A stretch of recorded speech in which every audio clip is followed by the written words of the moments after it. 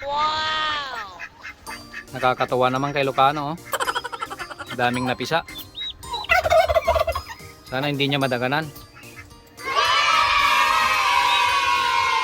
Yan. Siguro meron pang isang hindi napisa. Bukas na siguro natin to ipugad kay Lucano. Para lumakas sila ng mabuti. At madry ng mabuti para limliman muna nung nanay yung isa pang itlog. Sayang din yan. Baka sakaling mapisahan niya pa kay Lucano. White Holland po yan. Yung puti. Yung kulay yellow na yan. Itong mga iba. Yan, oh. Mana sa nanay at tatay.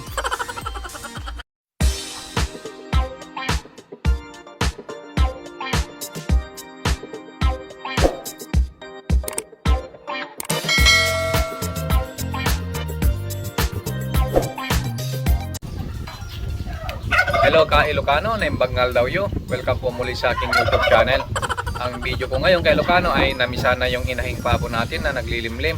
At meron din tayong mga sisiw ng native chicken natin kay Lucano na namisa rin sa ating incubator. Kaya yung inahing pabo natin, yun na lang yung gagawin nating brooder para hindi na natin ilawan yung mga native chicken.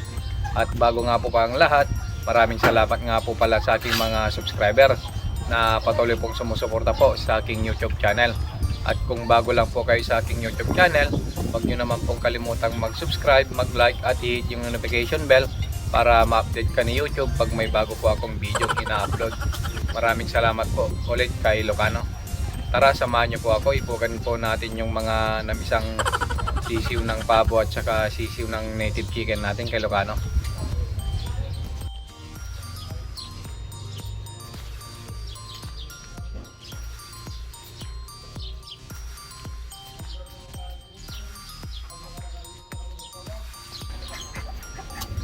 Check natin tong naglilimlim na inahing pabo natin kay Lucano kung nakapisa na. Wow! Oops, ang sungit kay Lucano. Aray. Huwag ka naman magtaray. Ayun kay Lucano. Nakapisa na. Nakapisa na yung ating inahing kay Lucano.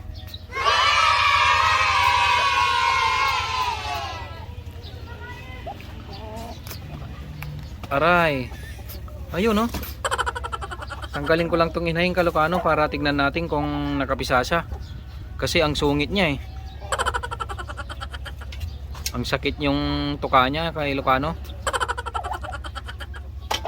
Nakapisa na nga siya kay Lucano, oh. Wow! Meron na siyang 2, 4, 6. 6 na yung napisa kay Lucano.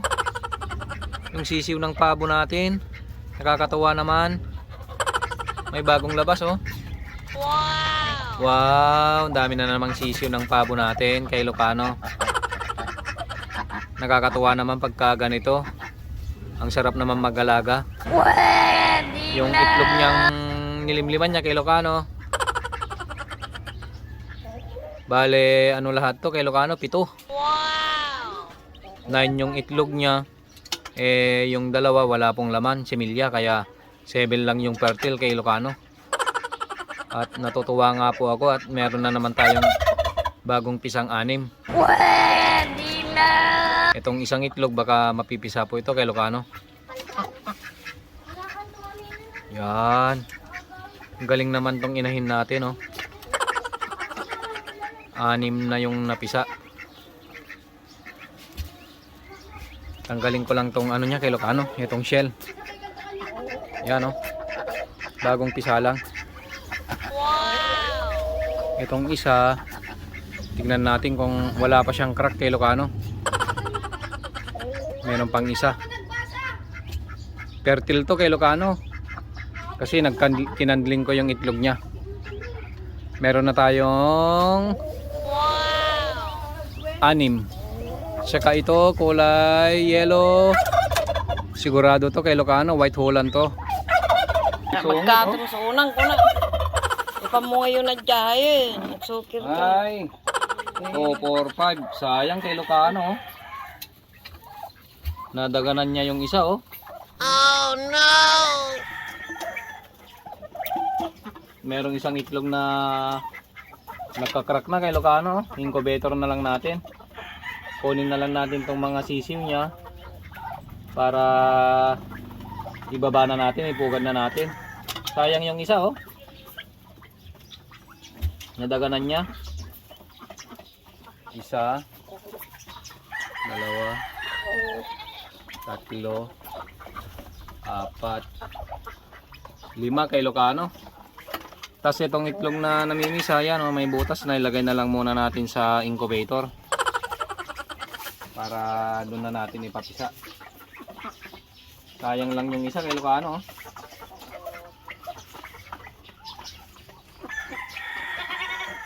Yan, iwan ko muna yung nanay kay Ilocano kasi ang sungit.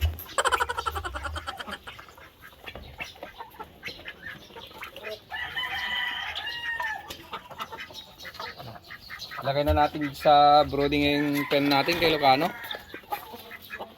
Dito natin sila ilalagay. Pansamantala. Dito. Yan. Ipugad na natin sila kay Ilocano. Kaya inumin muna natin sila. Kasi alam kong uhaw na tong mga to. Wow!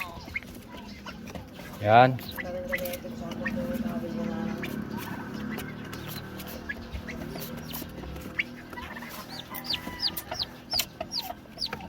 Painumin na natin muna sila ng ano.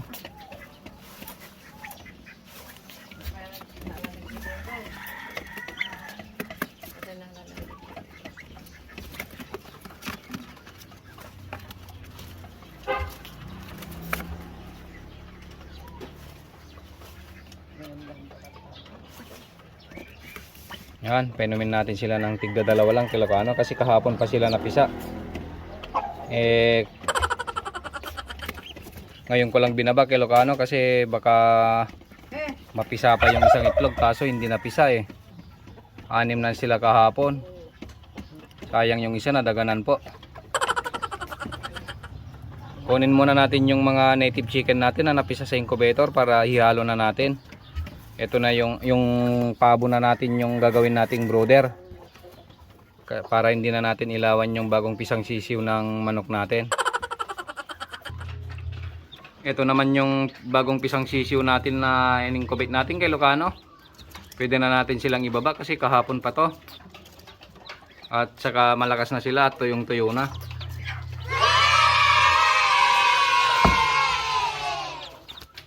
One, 2, 5,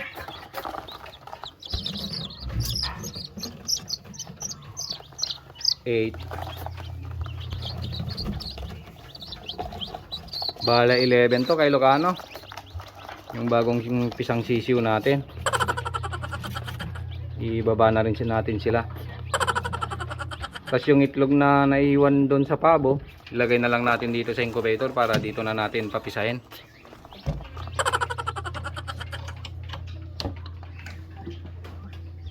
Yan sila kay Ilocano. Wow! Isama natin sa mga bagong pisang pabo natin para hindi na natin sila ilawan. Yung inahing pabo natin yung gagawin nating brooder kay Ilocano. Wow! Yan na sila kay Ilocano. Painumin lang natin sila ng tigda 2 kasi alam kong nainitan tong mga to sa incubator. Wow!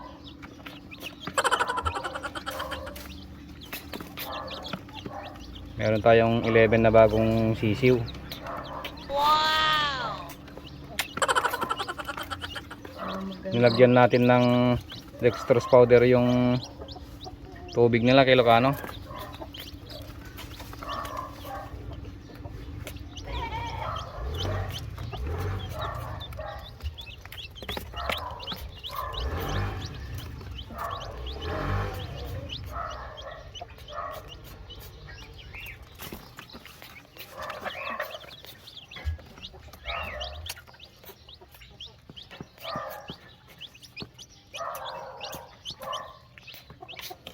Uhaw na uhaw sila kay Ilocano kasi minute nga naman sa incubator.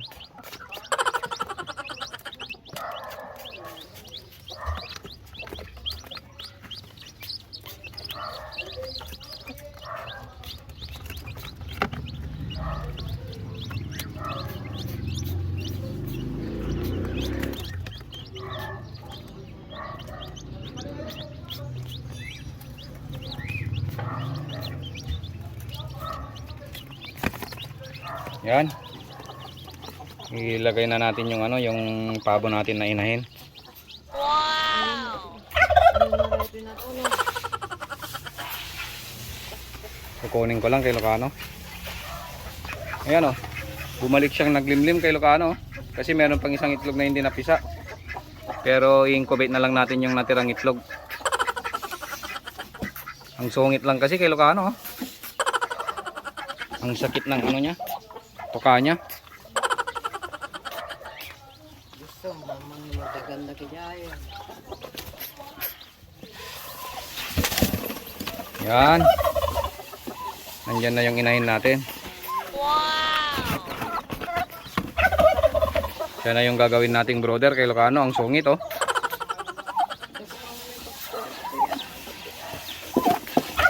So ito muna yung update sa mga alaga natin kay Lucano. Nagpapasalamat tayo kahit papano mayroon na namang napisang mga na-incubate na manok. At saka yung sisiw ng pabo natin na 5. Kahit na meron tayong sad news na namatay yung isa na daganan, okay na rin.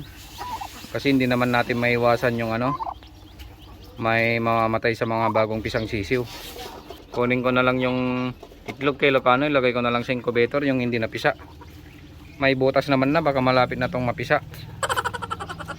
Ilalagay ko na lang sa incubator kay Lucano. Ito ilagay muna natin sa incubator kay Lucano para dito na natin papisain yung isang itlog. Kinandling ko kay Lucano at may sisiw nga sa loob, gumagalaw pa. Kaya yan nga, may butas na oh. Wow! Kaya malapit na tong mapisa. Ilagay na lang muna natin dyan. Sama na natin sa mga na-incubate na itlog ng pabo natin. At saka kasi napisa na yung 11 na eggs. Kaya ito na lang yung naka-incubate. Yung itlog ng mga Rhode Island Red natin kay Lucano, nag-iipon pa ako. Kung meron ng maipon na 12 yung manok natin, kukunin ko na para i-incubate ko na lang dito para sabay-sabay silang mapisa. Kaysa naman araw-araw tayong naglalagay ng itlog. Ito, pakainin na natin tong mga sisiw natin na pabo kay Lucano. Yan. Chick booster lang yung ipapakain natin kay Lucano. At yung tubig nila meron yung dextrose powder kay Lucano, kaya para pampalakas ng mga sisiw natin. Yan. Yung iba kasi iniiwalay na kagad yung nanay tapos papaliguan na nila para mas mabilis daw magitlog. Ako naman ginagawa ko kasi ganito lang, sinasama ko yung nanay sa brooder pen pati yung mga anak niya para yung nanay yan oh, para tumaba pa siya ng kaunti kay Lucano. Kaysa naman ipapaliguan natin at isasama na naman natin sa barako, mahirap yung kay Lucano. Kaya yung ginagawa ko yan, sinasama ko siya para patabain muna, para mag-recover muna siya sa ano, kasi naglimlim siya ng 29 days kay Lucano, 29 to 30 days, kaya ang payat po niya, ang gaan po niya kasi nga yun nga, minsan nga lang bumababa para kumain. Kaya inahayaan ko muna siyang mag-recover for around kahit na 20 days lang yung mga sisiw or 30 days. Siya ko pa lang siya isasama sa mga barako natin para mapaitlog na naman natin. Ganyan yung ginagawa ko kay Lucano. Pwede na! Yan oh, gutom na gutom yung inahin natin. Siya yung unang kumain kay Lucano. Napisa na tong huling itlog ng pabo natin kay Lucano. Wow! Ito na yung hindi napisa na itlog na nahuli, kaya in-incubate natin. Nandun na yung kasama niya na ipugad na natin kay Lucano, pero siya yung nahuling itlog na napisa. Sa awa ng Diyos, napisa naman na siya sa incubator natin kay Lucano, kaya may kapalit na yung namatay na sisiw ng pabo natin. Ipugad na natin kay Lucano, isasama na natin sa kanyang nanay at sa kanyang mga kasama doon. Wow! Para makakain na siya kay Lucano.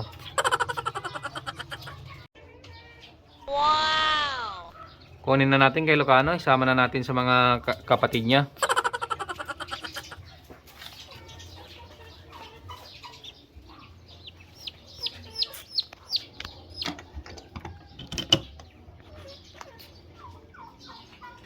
Yan, may kapalit yung namatay na sisiw na dinaganan ng nanay niya kay Ilocano. Sama na natin siya. Pwede na.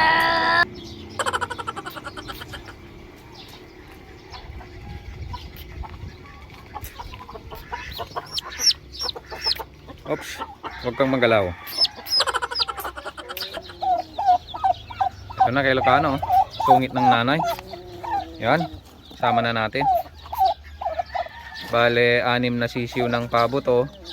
At saka 10 native chicken kay Ilocano. Wow. Ito yung nililimliman ng inahin na pabo natin, yung bagong pisa. Sakto naman may napisa na yung mga itlog ng native natin sa incubator. Kaya yung nanay na yung maglilimlim kay Ilocano. Itong hinahin pabo na natin. So far masisigla naman yung mga sisiw natin kay Ilocano. Yan. Pinapakain ko lang sila ng kit booster at saka tubig na may dextrose powder kay Ilocano. Yan.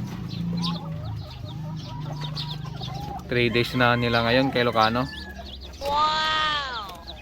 Ito yung nahuling itlog ng pabo natin. Day old naman na. Sila kay Ilocano, masisigla naman yung mga manok natin at saka yung sisiw ng pabo natin.